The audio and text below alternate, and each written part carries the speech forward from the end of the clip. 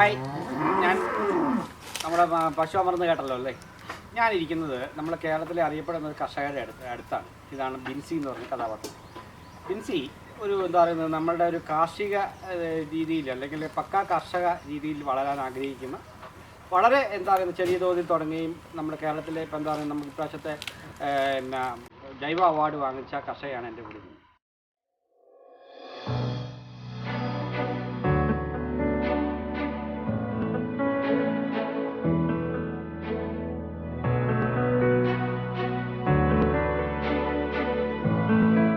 ഇത് ബിൻസിയുടെ മിനിയേച്ചർ പശു ഫാമിലാണ് ഇരിക്കുന്നത്. എന്താണ് ഈ മിനിയേച്ചർ പശു ഫാം എന്ന് പറഞ്ഞാൽ, പലർക്കും എല്ലാവർക്കും ആഗ്രഹം, എല്ലാവർക്കും ഞാൻ പ്രത്യേകിച്ച് വിദേശ മലയാളികൾക്കും അല്ലെങ്കിൽ ഫാമിംഗ് മേഖലയിൽ കടന്നു വരുന്നവർക്കൊക്കെ ഈ പശു ഫാം തുടങ്ങുന്നത് വലിയ ആഗ്രഹമാണ്. ഈ പശു ഫാം തുടങ്ങാനെന്ന് പറഞ്ഞു കഴിഞ്ഞാൽ എല്ലാവർക്കും എന്താ സ്വപ്നം കാണുന്നത് വലിയ പശു ഫാമാണ്.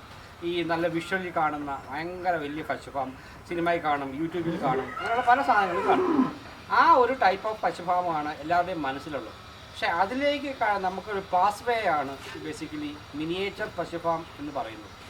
നമുക്ക് ബിൻസിയോട് തന്നെ ചോദിക്കാം, എന്താണ് ഈ മിനിയേച്ചർ പശു ഫാം എന്ന് പറയുന്നത്? എന്താണ് ബിൻസി ഈ മിനിയേച്ചർ പശു ഫാം എന്ന് പറയുന്നത്? നമ്മൾ മിനിയേച്ചർ പശു ഫാം എന്ന് ഉദ്ദേശിക്കുന്നത് നമ്മൾ ചെറുതിൽ നിന്ന് തുടങ്ങി വലുതിലേക്ക് പോകുന്ന ആ ഒരു കൺസെപ്റ്റ്. ഓക്കെ, അത് നമുക്ക് നമ്മുടെ കൂട്ടിലൊരു 3 പശുക്കളാണ് നമ്മൾ വേണ്ടത്. അപ്പോൾ ഒന്ന് നമ്മൾ പ്രസവിച്ച് നിൽക്കുന്ന ഒരു പശു ആയിരിക്കണം, ഒന്ന് ചെന ഉള്ള ഒരു പശു, ഒന്ന് ചെന പിടിപ്പിക്കാൻ പാകത്തിന്, അങ്ങനെ റോൾ ചെയ്ത് പോകുന്ന രീതി. അതാണ് ബേസിക്കലി മിനിയേച്ചർ പശു ഫാം എന്ന് പറയുന്നത്. ബിൻസി, ഇതേ നമുക്കിപ്പം ഞാനിപ്പോൾ പുതിയതായിട്ട് ഫാമിംഗ് മേഖലയ്ക്ക് വരുവാന്ന് ചോദിച്ചു. ഞാൻ എന്താ പറയുന്നത്, എന്താണ് ഞാൻ ആദ്യം തുടങ്ങുന്നത്? ആദ്യം നമ്മളിപ്പം ഒരു പശുവിനെ വളർത്താൻ തുടങ്ങുമ്പോഴേ ആദ്യം അതിന് തീറ്റയ്ക്കുള്ള ഒരു കാര്യം നോക്കിയിട്ട് വേണമല്ലോ നമ്മൾ അടുത്ത് തുടങ്ങാൻ വേണ്ടിയിട്ട്. അപ്പം നമ്മൾ വേറെ ആളുടെ പറമ്പിലെ പുല്ല് നോക്കിയിട്ട് നമ്മൾ ചെയ്താൽ നാളെ ചെത്താൻ ചെല്ലുമ്പോൾ അവരുമല്ല കളവല്ലി അടിച്ചിട്ടും കൂടെ നമ്മളെന്ത് ചെയ്യും, പെട്ടുപോയി. അപ്പം നമ്മളൊരു 3 പശുവിനെ വളർത്തുകയാണെങ്കിൽ കുറഞ്ഞതൊരു 20 സെൻറ്റിലെങ്കിലും നമ്മൾ പുല്ല് കൃഷി ചെയ്യുകയാണെങ്കിൽ ഏറ്റവും നല്ലത് അത് ചെയ്യണം. ചെയ്തിട്ട് ഒരു 4 മാസം മുമ്പ് അതങ്ങ് തുടങ്ങിയേക്കുക. 4 മാസം മുമ്പ് നമ്മൾ ഈ പശുവിനെ ഈ പറയുന്ന പുൽകൃഷി നമ്മൾ ചെയ്യാം. അതിനുശേഷമാണ് നമ്മൾ പശുവിനെ വാങ്ങാൻ പോകാം, പശുക്കൂടിലേക്ക് പോകാം. ബിൻസി, നമ്മളെ ബിൻസി പുല്ല് കൃഷി ചെയ്യണമെന്ന് പറഞ്ഞു. നമ്മൾ ഏതൊക്കെ ഇനങ്ങളാണ് കൃഷി ചെയ്യുന്നത്? CO3, CO4, CO5 അതുപോലെ കുറേ ഇനങ്ങളുണ്ട്. ആണ്. അപ്പോൾ അങ്ങനത്തെ പുല്ലുകൾ നമ്മുടെ സ്റ്റമ്പ് വാങ്ങിച്ച് കൃഷി നട്ട് പിടിച്ചാൽ ബിൻസി അങ്ങനെയാണ് ചെയ്തത്. ഓക്കെ.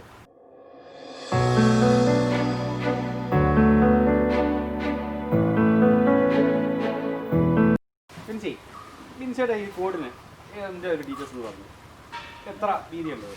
10 അടി വീതിയും. ഇത് എത്ര നീളം? 27 അടി. ചെറിയ ഒരു പുൽത്തട്ട്, വലിയ ചിലവൊന്നും ഇല്ലാത്ത രീതിയിൽ നമ്മൾ പശു വളർത്തലിനൊന്നും വലിയൊരു ചെലവിലേക്ക് പോകരുത്. അതല്ലാതെ ഭയങ്കരമായ ഒരു ഇൻവെസ്റ്റിംഗ് നടക്കും. എന്നിട്ട് പിന്നെ നമ്മൾ വരുമാനം കിട്ടുന്നില്ല. നമുക്കത് പറ്റുമെന്ന് തോന്നിയതിന് ശേഷം മാത്രം അപ്ഗ്രേഡ് ചെയ്യാം. ബിൻസിക്ക് നമ്മുടെ ഒത്തിരി ആൾക്കാർ ഫാം ചെയ്യാൻ ആഗ്രഹമുള്ള ഒത്തിരി ആൾക്കാരുണ്ട്. പറയാനുള്ള ഒരു മെസ്സേജ് എന്താ?